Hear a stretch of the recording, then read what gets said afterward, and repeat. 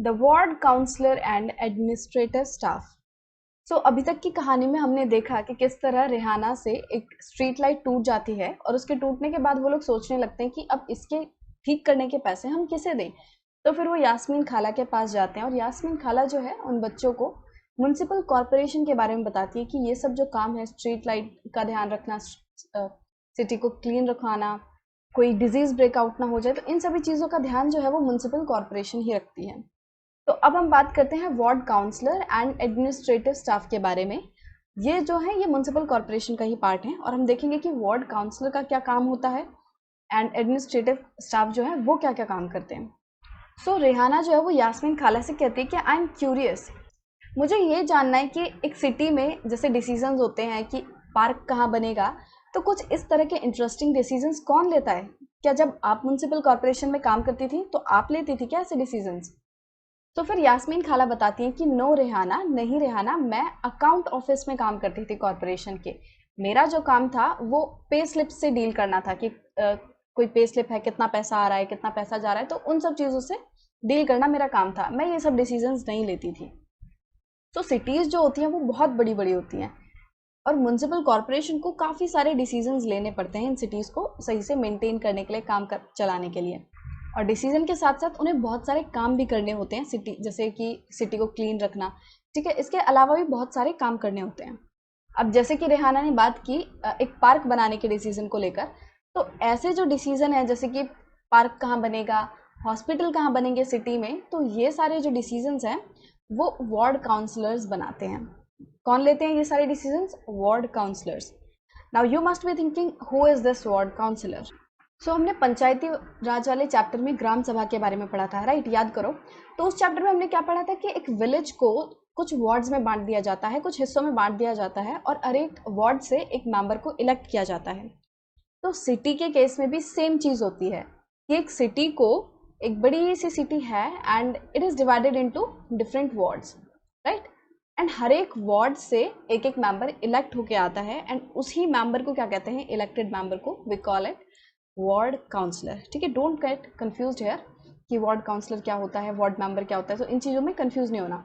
Ward member जो होता है वो ग्राम सभा वाला मेंबर होता है जो कि विलेज में जो वार्ड से इलेक्ट होकर आता है, और वार्ड काउंसलर जो होता है सी फॉर काउंसिल, ठीक है, तो सी फॉर सिटी, तो इसको याद रखना। तो वार्ड काउंसलर जो है वो सिटी में जो वार्ड्स होते हैं उनसे इलेक्ट होकर आता है।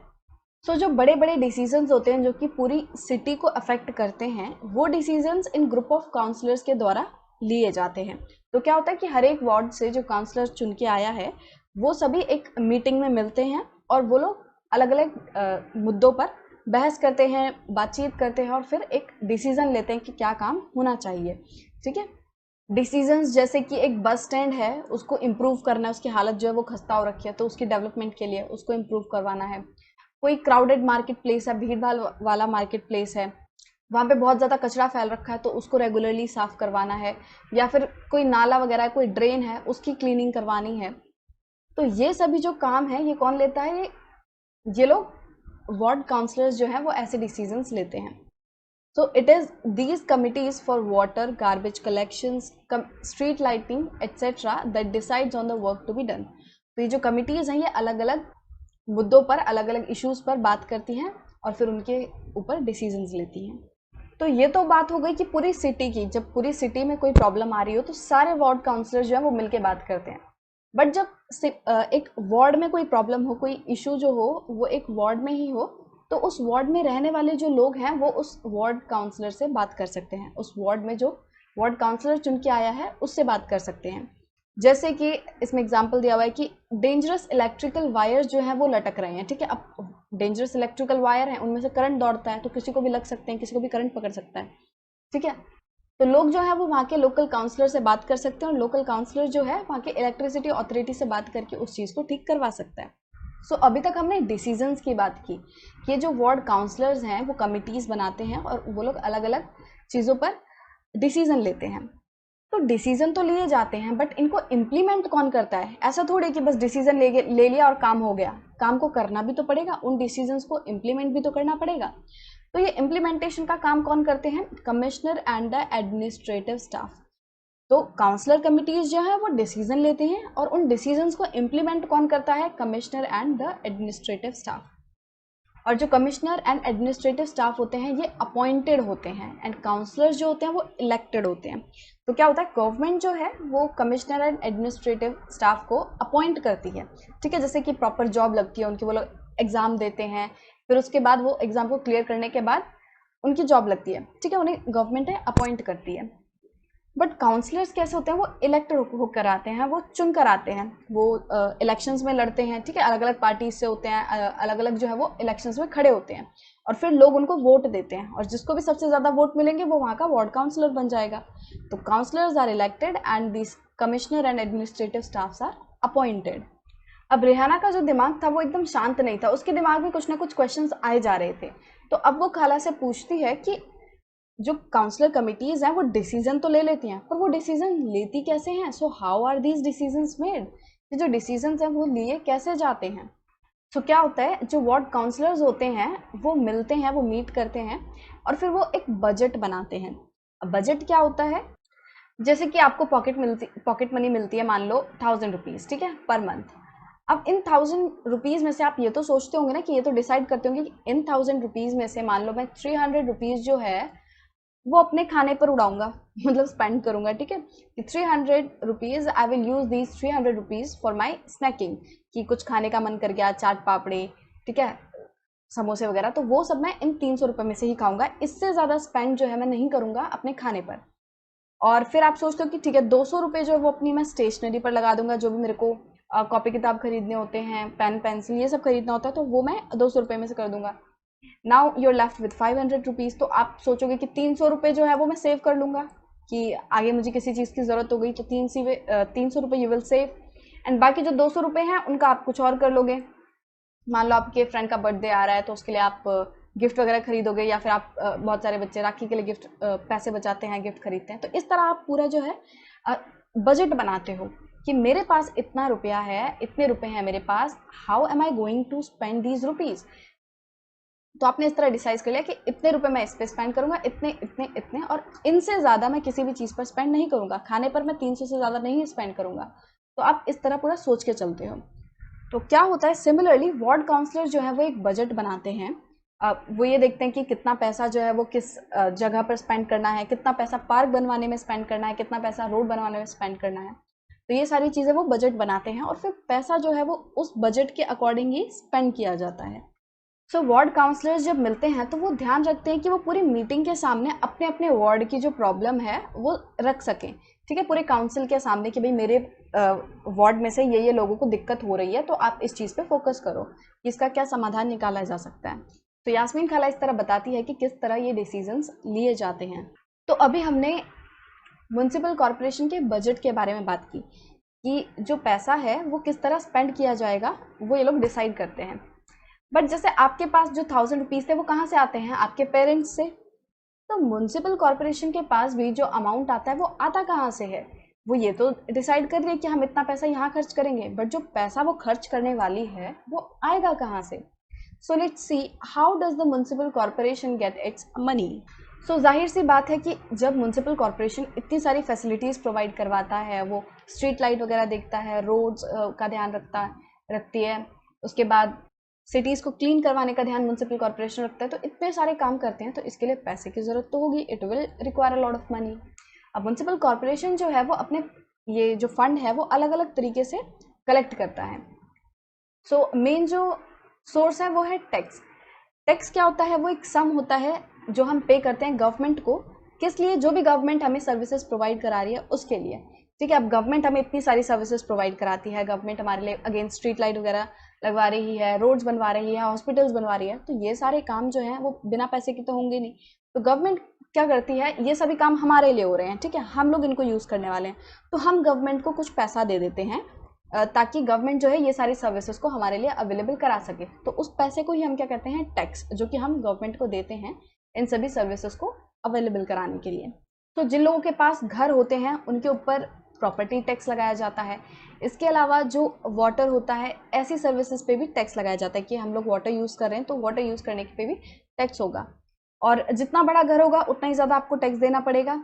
बट सिर्फ प्रॉपर्टी जो टैक्स है वही नहीं होता है, इसके अलावा भी काफ़ी तरीके से टैक्स लगाती है म्युनिसिपल कॉरपोरेशन। जैसे कि एजुकेशन पर टैक्स होता है, इसके अलावा दूसरी जो अम्यूनिटीज़ फैसिलिटीज़ जो म्युनिसिपल कॉरपोरेशन प्रोवाइड कराता है उसके लिए भी वो टैक्स लेता है। अगर आपका कोई होटल है एंड कोई शॉप वगैरह है उस एरिया में, तो municipal corporation will charge a tax from you. और अगली बार अगर आप मूवी देखने जाते हो तो अपनी टिकट पे ध्यान से देखना कि आपके मूवी देखने के लिए भी टैक्स लिया जाता है। ठीक है, तो क्या होता है कि जो अमीर लोग होते हैं, जो रिच पीपल होते हैं, वो प्रॉपर्टी टैक्सेस वगैरह ज़्यादा देते हैं, और जो जनरल पॉपुलेशन होती है वो जनरल टैक्सेस ज़्यादा देती है। ठीक है, बाकी जैसे अमीर लोग हो गए तो वो तो उनका ज़्यादा क्या देंगे वो लोग, प्रॉपर्टी टैक्स वगैरह। ठीक है, बाकी सब लोगों को जनरल टैक्सेस तो देने ही पड़ते हैं। ठीक है, जैसे वाटर वगैरह फैसिलिटीज़ हो गई, तो इन सब चीज़ों पे टैक्स देना पड़ता है। तो इस तरह जो म्युनिसिपल कॉरपोरेशन है वो अपना पैसा इकट्ठा करती है हम सबको ये सारी फैसिलिटीज़ प्रोवाइड कराने के लिए। तो चलो अपनी स्टोरी पे वापस आते हैं। तो यास्मीन खाला को जो है वो बड़ा मज़ा आ रहा था बच्चों के क्वेश्चंस को आंसर देने में, क्योंकि आज तक उनसे उनके काम के बारे में किसी ने नहीं पूछा था। तो जब बच्चे उनसे ये क्वेश्चंस पूछ रहे थे तो उनको बड़ा मज़ा आ रहा था, वो अपने पुराने एक्सपीरियंसेस को वापस से रिलीव कर पा रही थी। अब शंकर के दिमाग में एक और क्वेश्चन आता है। वो कहता है कि सिटी जो है वो तो बहुत बड़ी है, तो इस सिटी में इतने सारे काम करवाने के लिए बहुत सारे लोग भी लगते होंगे, तो क्या म्युनिसिपल कॉरपोरेशन के पास बहुत सारे वर्कर हैं? तो यास्मीन खाला बताती हैं कि हाँ बिल्कुल, अब इतना सारा काम होता है तो इस सब काम को करने के लिए वर्कर्स तो लगेंगे ही लगेंगे।